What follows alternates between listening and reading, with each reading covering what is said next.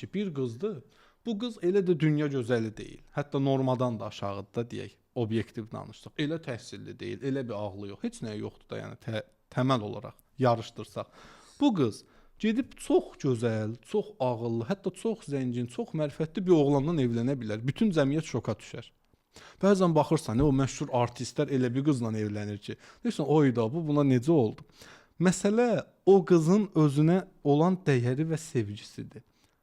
O özünü o qədər sevir ki, Allahı da bir o qədər sevir.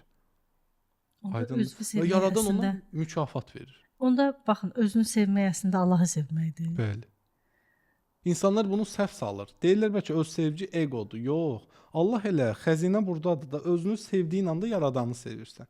Bu gün Aytən özünə hədiyyə alsa, yaradıcıya almış o axı. Yaradıcı muradı gətirəcək, o sənə nəyisə hədiyyə eləyəcək.